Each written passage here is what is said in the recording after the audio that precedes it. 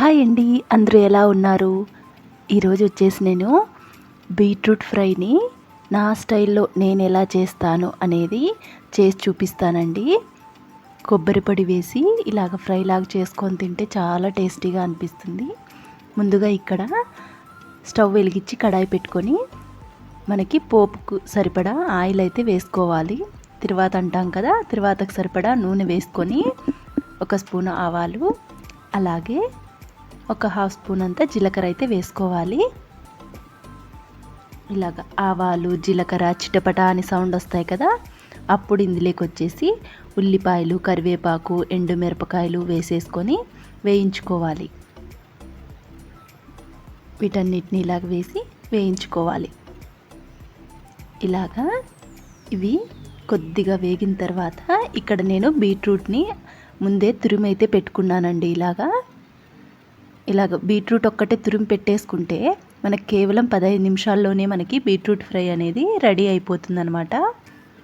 ఇప్పుడు ఈ తురిమిన బీట్రూట్ని అంతటిని ఈ గోళంలోకి అయితే వేసేసుకుందాం. ఇప్పుడు ఈ తిరువాతలోకి ఇదంతా ఇలాగ వేసుకోవాలి.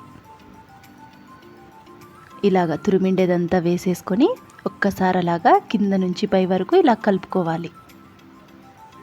ఇలాగంతా కూడా కలిపేసుకోవాలి. ఇలా కలుపుకున్న తర్వాత రుచికి సరిపడా ఉప్పు అయితే వేస్తున్నాను ఇక్కడ నేను. ఇలాగ రుచికి సరిపడా ఉప్పు వేసుకున్న తర్వాత ఒక్క హాఫ్ స్పూన్ అంతా పసుపు కూడా వేసుకోవాలి. కొద్దిగా పసుపు, ఇలాగ కొద్దిగా పసుపు వేసేసుకొని ఇప్పుడు ఒక్కసారి అందటినీ అయితే కలిపేసుకుందాం. ఈ బీట్రూట్ ఫ్రై చపాతీలోకి చాలా బాగుంటుందండి. ఒక్కసారి ఇలాగ ట్రై చేసుకొని చూడండి. చపాతీలోకి అయితేనే బాగుంటుంది.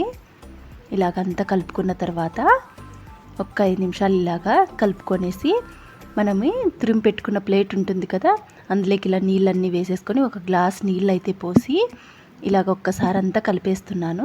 కలిపేసి మగ్గనివ్వాలన్నమాట.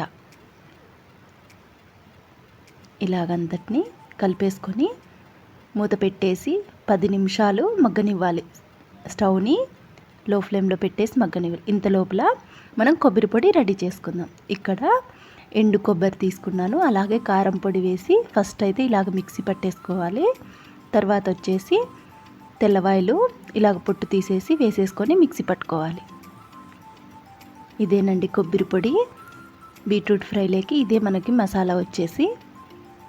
ఇప్పుడు మూత తీసేసి మనకి బీట్రూట్ అంతా మగ్గిందేమో చూసేద్దాం. చూడండి, బాగా మగ్గిపోయింది కదా. స్టవ్ని ఇలాగా సిమ్లో పెట్టేసి మగ్గిస్తే మనకు 10 నిమిషాల్లో మెత్తగా ఉడికిపోతుందనమాట, మగ్గిపోతుందనమాట బాగా. ఇప్పుడు మనము మిక్సీ పట్టుకున్నాం కదా కొబ్బరి పొడి, అదంతటిని ఇప్పుడైతే ఈ బీట్రూట్ మీదకి అయితే వేసేసుకుందాం. ఈ పొడి అంతా ఇలాగ చల్లేసుకోవాలన్నమాట. ఇలాగంతా చల్లేసుకొని స్పూన్తో ఇప్పుడు ఒక్కసారి కలిపేసుకుందాం. ఇలాగ కలిపేసేసుకుంటే మనకి బీట్రూట్ ఫ్రై అనేది రెడీ అయిపోయిందండి. చాలా టేస్టీగా ఉంటుంది చపాతీలోకి. లాస్ట్లో కొత్తిమీరని ఇలాగ వేసేసుకుంటే మనకి బీట్రూట్ ఫ్రై అనేది రెడీ అయిపోయిందనమాట. ఈ బీట్రూట్ ఫ్రైని చపాతీలోకి అయితేనే బాగుంటుందండి. ఒకసారి మీరు కూడా నా స్టైల్లో ఇలాగా చేసుకొని చూడండి.